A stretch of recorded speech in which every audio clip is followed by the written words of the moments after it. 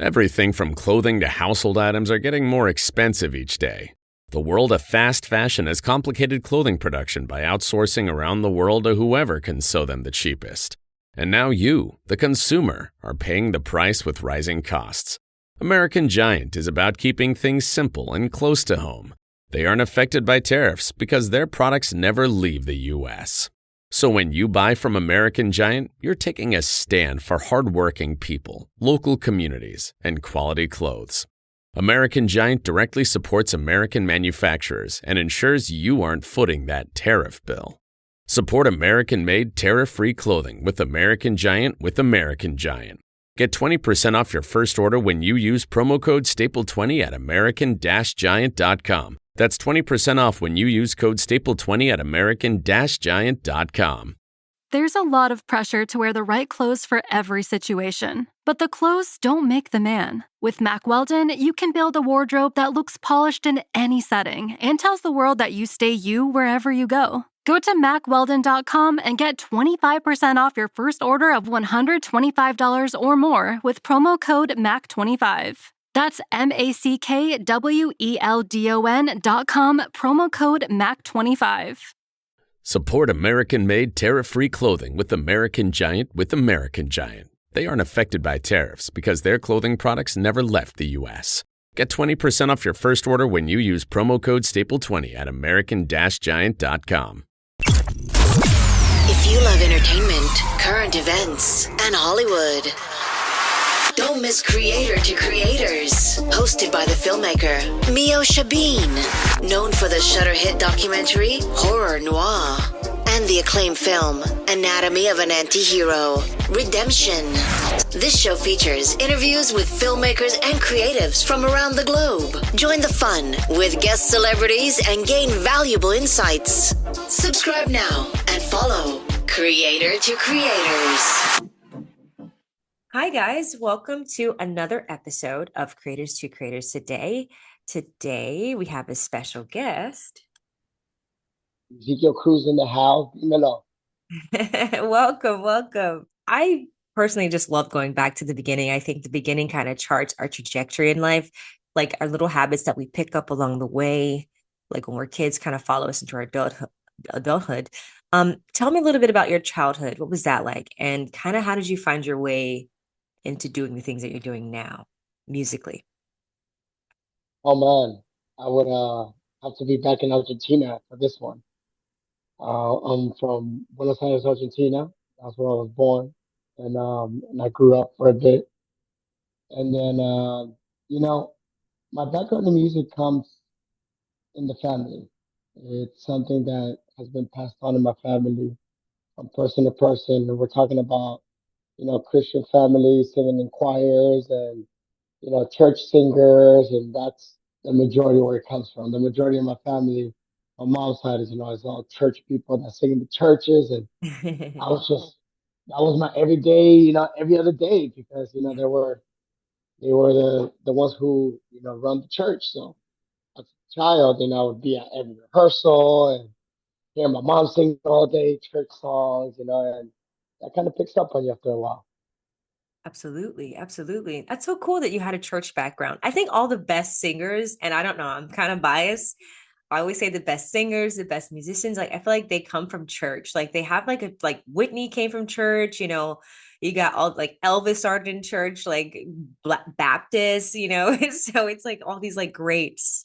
So interesting. When did you know, like for me, when I was like 16, I kind of was like, I remember, well, I was doing it when I was young, even younger than that, like cinema and stuff and video, but I was 16 years old and I went to like a one summer with my mom to the library, and I rented the Alfred Hitchcock Presents series. I'll never forget it. And I remember renting it and I like binged watched, and I was like, I want to be a filmmaker. Like that idea of like what that meant and what that was. I was like, whatever he's doing, I want to do it. So was there like a particular age that you got to, or it could be a song that kind of inspired you that you were like, I think I want to do this? To tell you, I'm a big Michael Jackson fan. Hey, that's He was my cool. idol ever since I was a kid.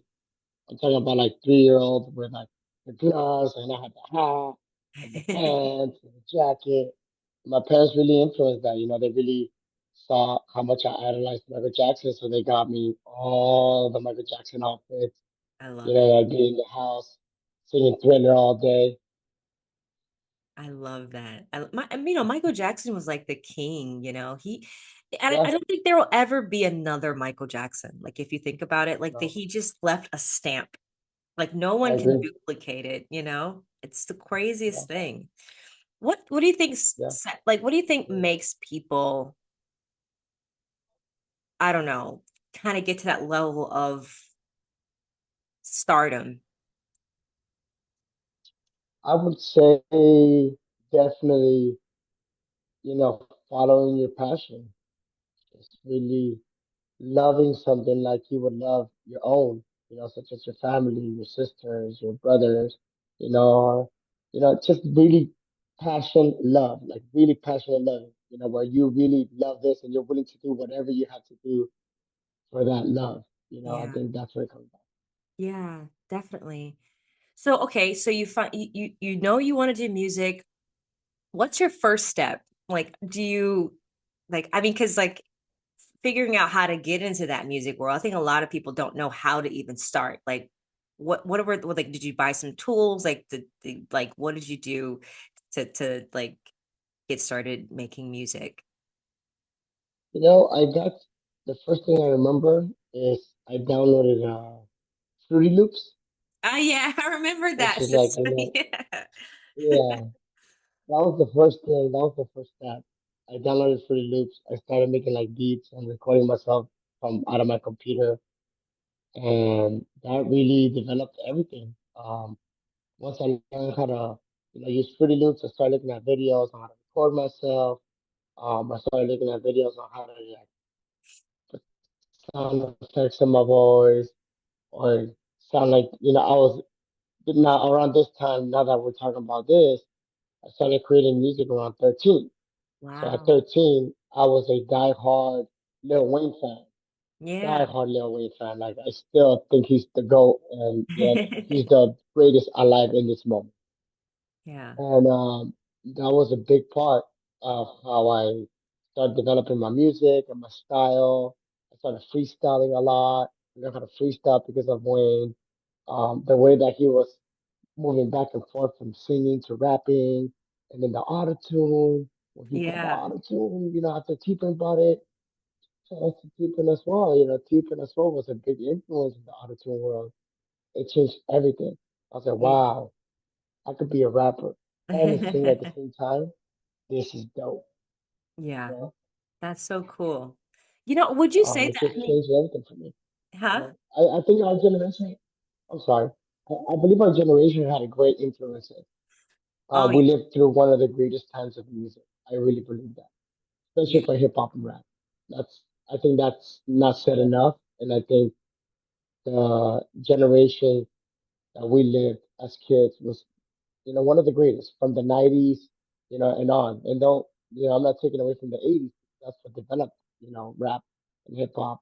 But I think from the '90s to the, late 2000s, oh my God, Oh, till yeah. 2010, Oh, I yeah. don't think we'll ever get something like that. I agree. I feel, yeah. It's music is so different now. Um, and the people that are coming up, Yeah. like the greats are still around. Like you can see Lil Wayne's and Kendrick Lamar's and J. Cole and those people like that. But yeah, the 90s was it was just I don't know what was so, it was just everything was just musically was so different. They were talking about different subjects. There were very interesting topics that people would talk about that you don't really hear much of nowadays. I feel like now it's just about girls and cars and and there's nothing wrong with those topics, but I feel like there's, I mean, you know, like it's just different now. I yeah, don't. I mean, that's another thing, we have to understand. Like, a lot of people judge musicians now, especially the A-list, B-list celebrities, C-list celebrities, because all they talk about is money and, girls and cars and, the rich lifestyle. But I mean, you gotta understand they're they're singing or they're making music about a reality as their reality now. So, we can't knock them down only because their life changed. I mean, that's a Mhm. beautiful thing too, going from rags to riches. Mhm. They're not in the rags no more, so they don't have to talk about that no more. But I think that's something that I would never, forget because that's where I came from, and I think that's something that I wouldn't change in my music. Yeah. Not stop. Uh, I wouldn't stop talking about, the come up because people enjoy that. Yes, absolutely. Yeah, I think there's a time. I mean, I think there's. It's great. I always say it's a time and place for every kind of music, like serious, fun, crazy, wild music. So yeah, I think it's all very. It's a spectrum. Um, like musically, would you say that like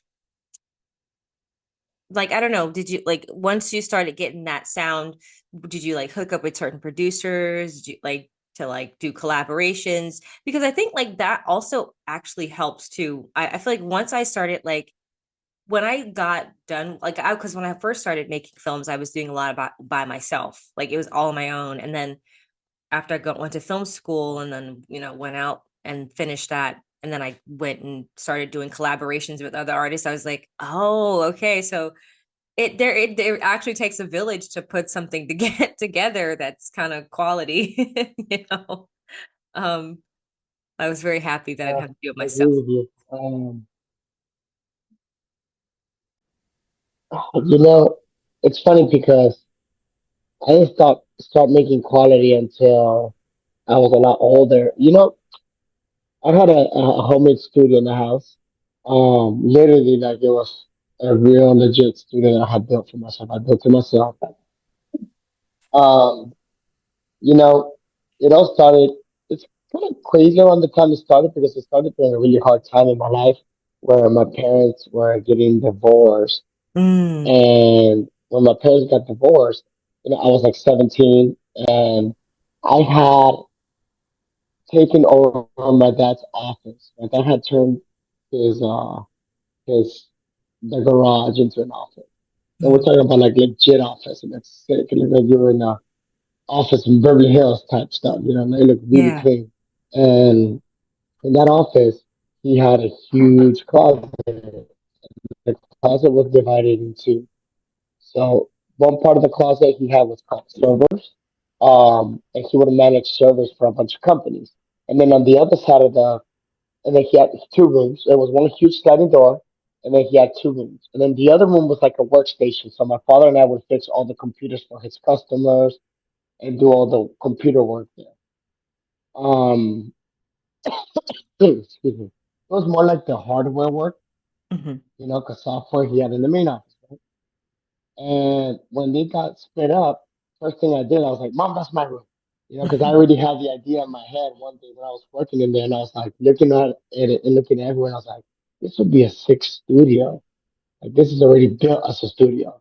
So as soon as they split, the first thing I did was run rush into my mom. I was like, Mom, I'll pay whatever I have to, but I want this to be my room. Like, please, it has to be my room. Please, please. I'm older. I'm the oldest, I have four siblings. I was like, I'm the oldest. I think I deserve my own space and to be alone. And that's really where Ezekiel Cruz developed as an artist. Because once I got that, I spent every cent I had to build everything as a studio. I did rewiring and wired and put microphone and made a booth. And then the other one, I made like the workstation. And when I built that, Misha, I was making music all day, every day. I wasn't doing anything. No girls, no none of that. Everybody was doing. I disappeared from the world. I dropped out of sports. I just made music 100% all day, every day. There was times where I wouldn't sleep like 4 days, where I start Wow. hallucinating in the room because I wasn't sleeping because I was so driven and so I'm motivated because I was like, now I've got my own workspace where I could make music and nobody bugs me. Yeah. Sometimes my brother will come in and something and be, oh, shut up already, Jesus, we're trying to sleep, or something like that, and I had my own space, and I was like, okay. this is where I'm gonna kill it. And I used to write on the walls like little promises to myself, like affirmations, which I didn't even know what affirmations were back then. And Mm. one of the things I wrote, because I remember I used to, like I told you, big fan of Wayne and stuff. Um, I started trying to learn how to sing, and I would get criticized a lot. All my friends would be like, "Bro, please don't sing. You're not a singer. Don't even try." And I was like, "No, I'm gonna learn how to sing." Yeah. So I practiced every day, nonstop. And then I run the wall. I was like, "You will not stop until you are a singer." You know, you will be a singer. You got to practice every day and practice every day and don't stop until people say you sound sick, Yeah. you know? And it took me about 2 years, and then I defined a vocal cord. I found my vocal cord somewhere in there. And I started singing, and I started getting people actually liking it. Like, yo, like, this sounds dope, bro. Like, hey, you really been practicing. And I think that's a big part as well. Being very honest with people. Yeah. My surroundings, my family, my friends, they were always very honest with me. Hmm. They never capped. If it sounded shitty, they would tell me, hey, it sounds shitty. If it sounded good, they would tell me, hey, man, this sounds good. And I'm Yeah. very thankful for that Hmm. because we tend to live in a world where people think being fake, and lying to you and be like, yeah, yeah, you sound great Right. helps you. And in reality, that brings you a decline as a entertainer, as in anything, in any craft. Lowe's knows how to set off your July 4th with savings. Right now, buy one, get one free on select one coat coverage interior paint via Visa gift card rebate. Plus, get two select 2 or 2.5 quart red, white, and blue annuals for just $10. Hurry, these July 4th deals won't last long. Lowe's, we help, you save. Valid through 7/9. Selection varies by location. While supplies last, excludes Alaska and Hawaii. More terms and restrictions apply. See Lowe's.com/rebates for more details. I think if you really love someone, you want to see them prosper, you should always be 100% honest. Not everybody's going to take it the same. Some people, will take it to heart. And I'll be honest with you, in the beginning, when I first started when I was like 13, I would take it to heart. Of course. Yeah. Um, Yeah. but then when I was like, 18 to 21, I was like trying to be a sponge and I would listen to everybody. I would Hmm. absorb everybody. Yo, everybody give me feedback. I'd make a song. I'd put like one different sound on it or one effect, and I'll go with my friends. Yo, bro, tell me what you think about this one. Yeah. Change one little thing again. Well, okay. My friend's like, bro, you're changing it. It's the same song. Like, you only change, it doesn't even sound like you changed it. And I was always looking for feedback. And I definitely have to thank my friends and family because they were always 100% honest with me and they took a big part in my development as an artist. 100%. Absolutely. You're so right. That's a big thing when we can take criticism. I literally was talking about this with someone 2 days ago about, how people don't want to hear it because it feels like it's like a hit to your ego, but really it's Yeah, actually a part of your development because how yeah, does greats become great? People are saying, hey, that's trash. And they're like, oh, okay, I'm yeah. gonna go back and fix it. Because then you're right. You don't want people kissing your butt, and then you're never going to be, it's Yeah. so true. Yeah. And especially when you got influence on people, like I've always been the type of person to have a lot of influence on people, Yeah. just because of my personality and my kindness and the way I speak up for myself, and I don't care what anybody says. I was like, I always try to make myself heard. It's like whether you like it or not, it doesn't matter. It doesn't matter as long as you heard me. Hmm. And when you got that kind of power in people, or that kind of impression, people really look up to you, and it's very important to Hmm. you. When you have people looking up to you, what people think about you. And I would always, 100%, always go to my friends and family for any little thing. I'm telling you, like, there was a time where they're like, bro, please stop calling me or they'll delete my contact or something. Like, it's just all blowing up their phone in one day because I changed the song 15 times. Right. But that's a So, good thing. You take you pride your work, and that's that. It shows in your quality of your music and your delivery and how just with your fan base and people that follow you and your music, it shows. I have a fun question, and there's no wrong answer, but the three levels of influence: money, power, and respect. And if you could choose only one, which one would you choose and why? I would choose respect, Okay. 100%. Don't get me wrong, I love the money and power is nice too, but it's not Yeah. everything in the world. I think respect is a lot more important. You could be rich and not be respected, and it's like not you're not really gonna enjoy your riches. You can have a Mhm. lot of power, but then again, power could be a bad influence too. Power could be evil sometimes. Power could take over you and could change you. But respect is always going to be a beautiful thing to have, from people. You Mhm. know, it just affirms you as a person that you're doing right, that you're going towards the right path. That you're doing right to others and you're doing right to yourself. I love that. It's a great answer. It's a great answer. Um, what's your process like when, musically, to like when you're inspired to make something, like what's the first thing you do? Do you write it down, or you just walk into a booth? Do you Jay-Z it? Do you just off the cuff? You know, every process is different. It all Okay. depends what I'm feeling, what I'm doing, where I'm at.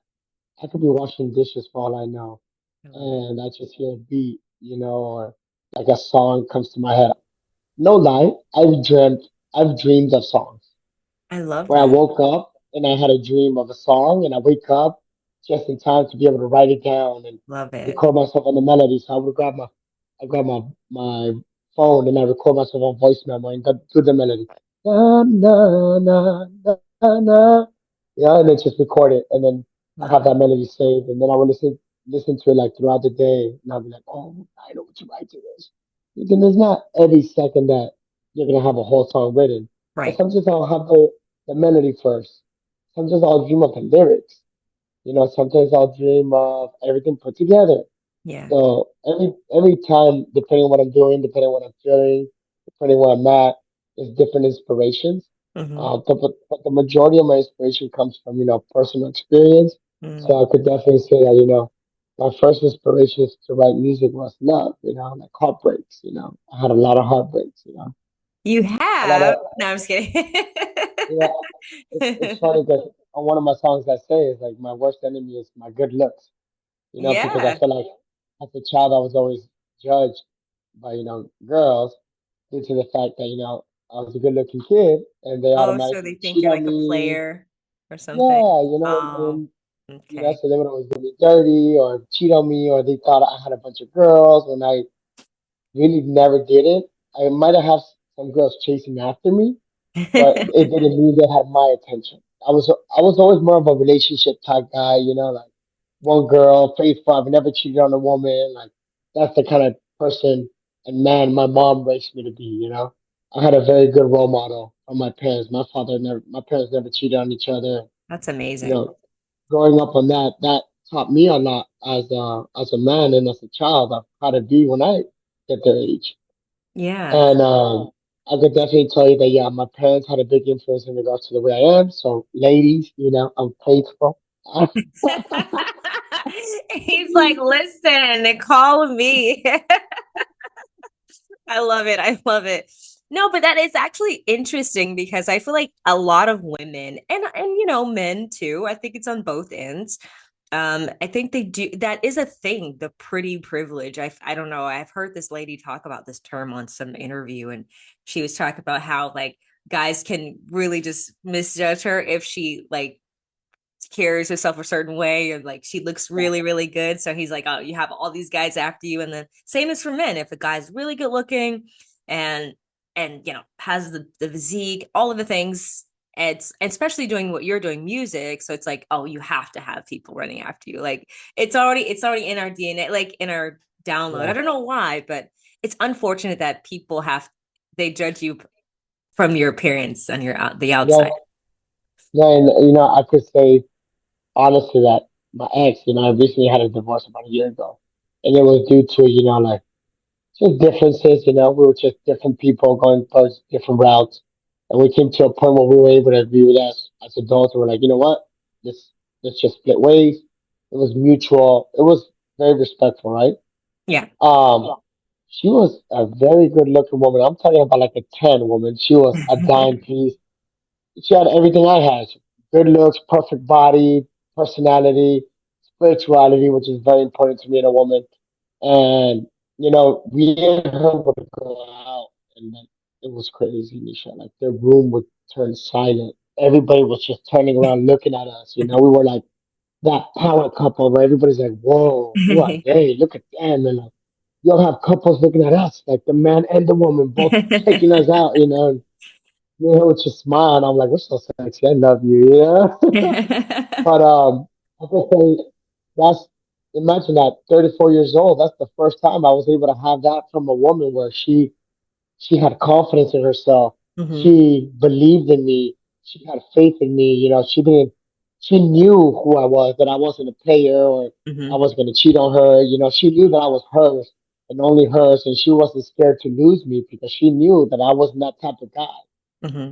And, um, you know, being a year single already, I realized that. I'm like, wow, that's crazy. Like just even talking to women lately, I'm not dating or anything, just talking to them already, like that card comes up. Oh, you probably have a bunch of girls in your roster.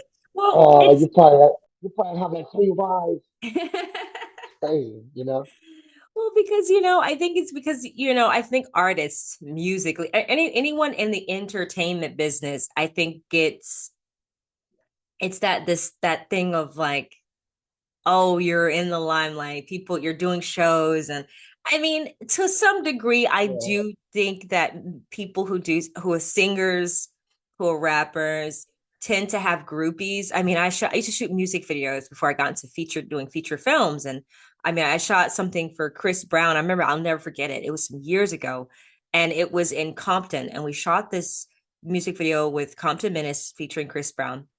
And it was guerrilla style shoot, so we didn't tell, like, we just kind of went out there with a small crew.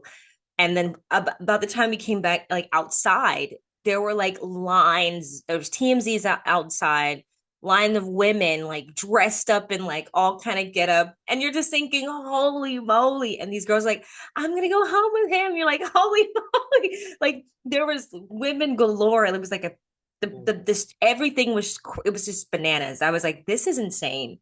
And so I just can't imagine like yeah, all the time. Like, that's a lot of like, yeah. pressure, I think.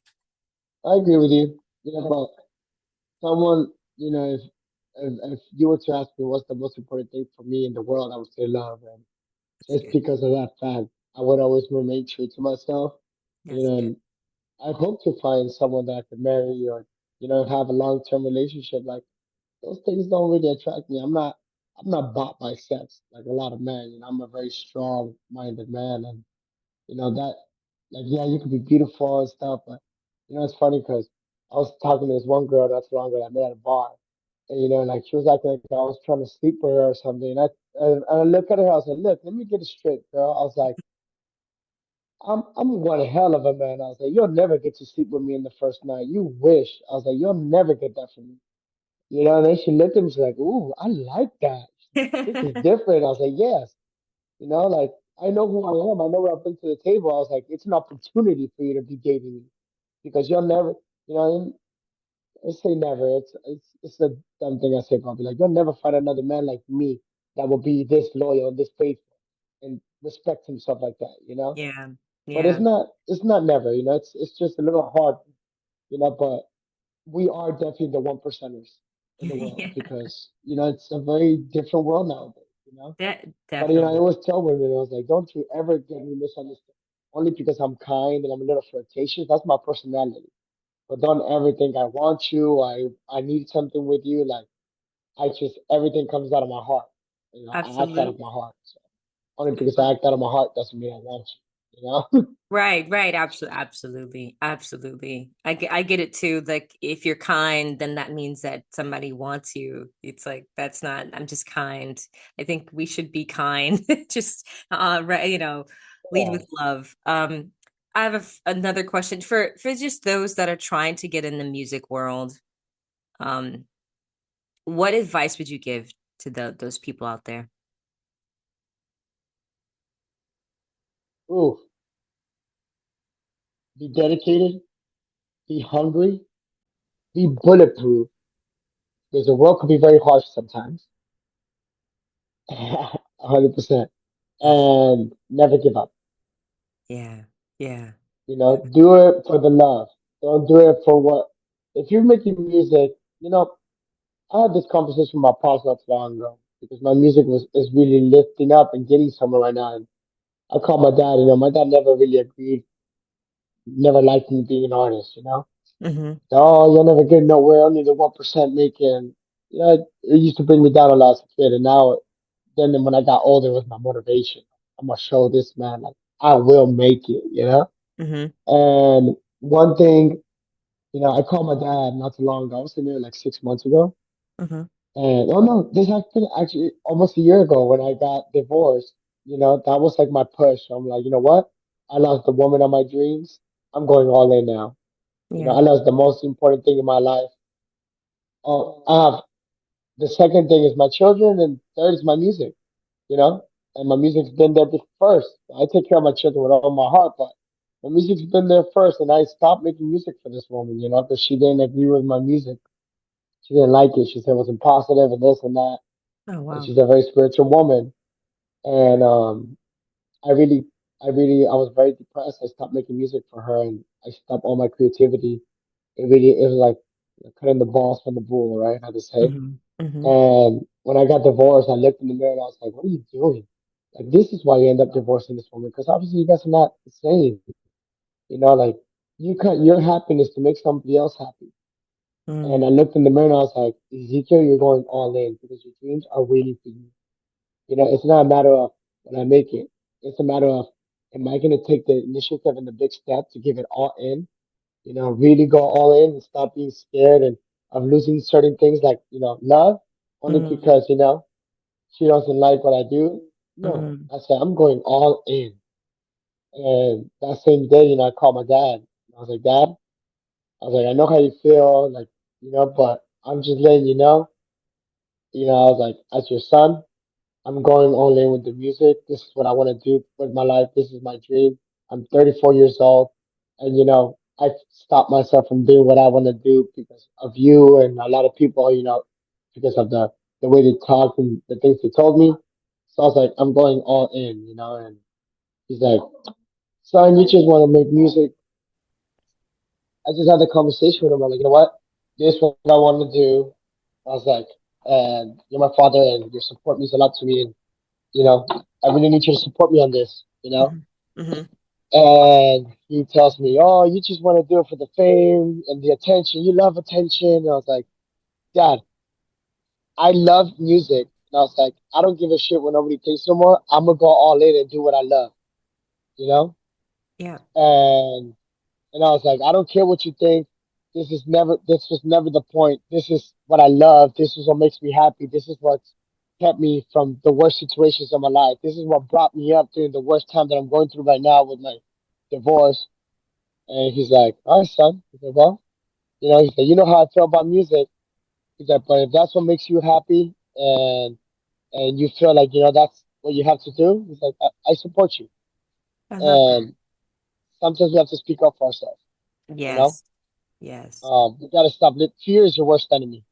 As an Absolutely. entertainer, as a person in the world, period. Fear is your worst enemy. And when you face your fears, you've unlocked that new level. you know? Yeah. Yeah. It's so true.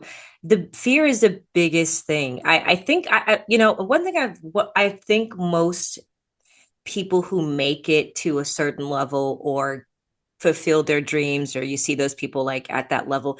I've actually had a really big cinematographer on the show that he did. I think a few big artists on this show, and I asked him what was the thing that stopped you, and you said it, fear.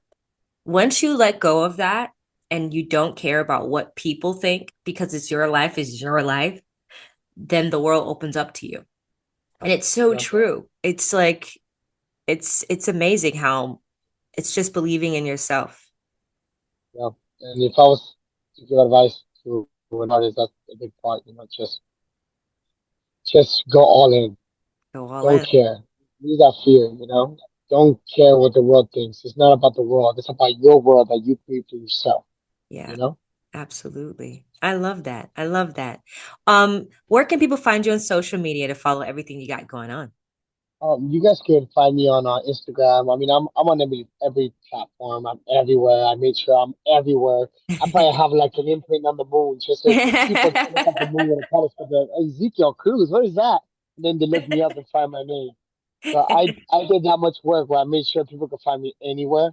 Love it. And I've done other podcasts as well, in LA. So definitely, if you look up my name on Google, you'll find everything I've ever done. I was up till what 6 in the morning yesterday recording a song. That's why my face is a little I puffy. I'm a did little see it. I tired. was like, holy moly, I'm surprised you're up right now. Thank you for your Yeah, time. of course. I was actually in bed. Like I woke up like 10 minutes before we had to go on.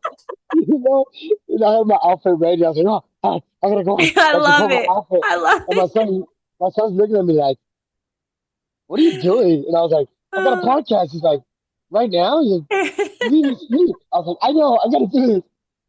So I'm like I told you, I'm very driven. Like Thank I don't let anything stop me, so I love it. No, thank you so much for your time. I really appreciate it. of It was a course. pleasure having you on. And thank you for your knowledge. And I can't wait to hear more of your music and all that you're working on. And it was an honor. Thank you.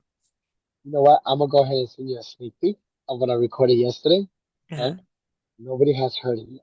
Hey, we get a You're gonna be sneak the peek. first one to hear it. All right. Yeah, Wait, I can't wait. Thank you. Thank of you. course. Of And course. thank you all for listening. And always remember to live, love, laugh. We'll see you guys next time. Bye-bye. Peace.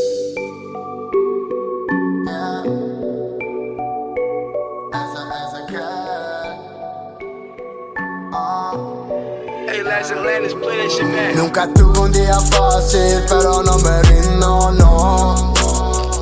Si otros pasarían lo que pase, quedarían traumados.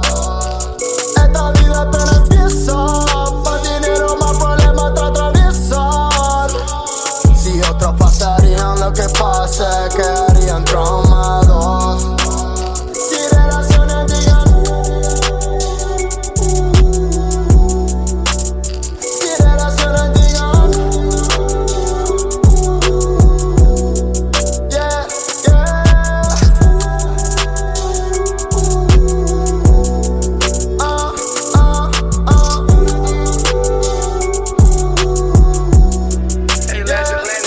Todo empezó a los 13 años, cuando andaba armado, drogas él vendía, padre no sabía. Se fue de la casa y le encontraron en la villa.